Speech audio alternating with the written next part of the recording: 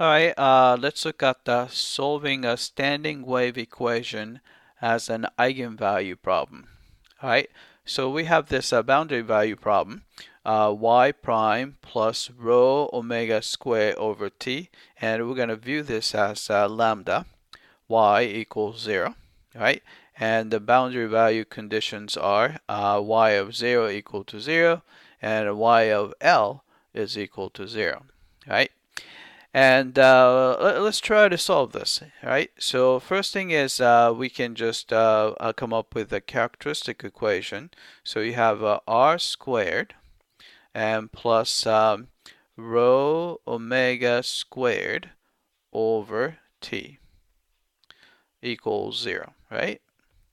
So which means that this is going to be a imaginary solution. So you have r is going to be equal to plus or minus square root of rho over t, and the square root of omega squared would be just omega, then I, right? So this gives us the form of the solution.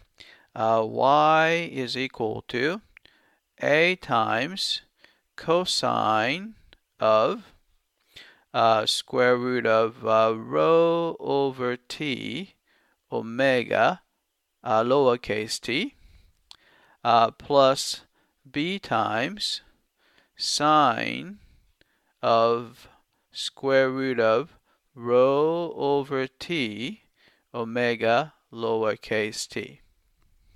Right? Then let's check the first boundary value condition. So we plug in x equals 0. Cosine of 0 is 1, so you get a, and the sine of 0 is 0, so it goes away, and this has to be equal to 0, right? So we know that a must be 0. Then we can just scratch out the first term because the a is 0 anyway.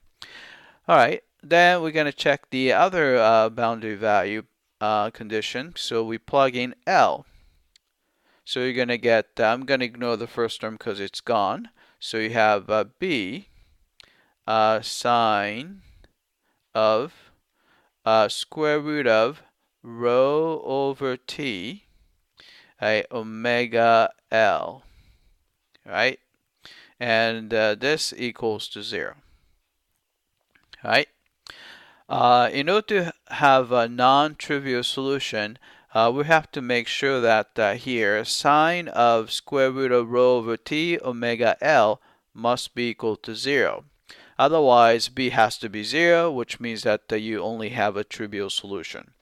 All right, so let's solve that. Then this will give us, all right, in order to make sine equal to 0, angle has to be a multiple of pi. So I'm going to write as, so square root of rho over t omega L has to be equal to a multiple of pi. So I'm going to write it n pi. All right, so you're going to have, we can just solve for omega, right? So that will be the frequency. Right, so we're gonna have to, so you have n pi, and I guess we have to divide through by L, so we have divide through by L, and multiply by square root of t over rho. Right. All right, so the corresponding eigenvalue, eigenfunction, I'm gonna call it f sub n is equal to, we have a sine.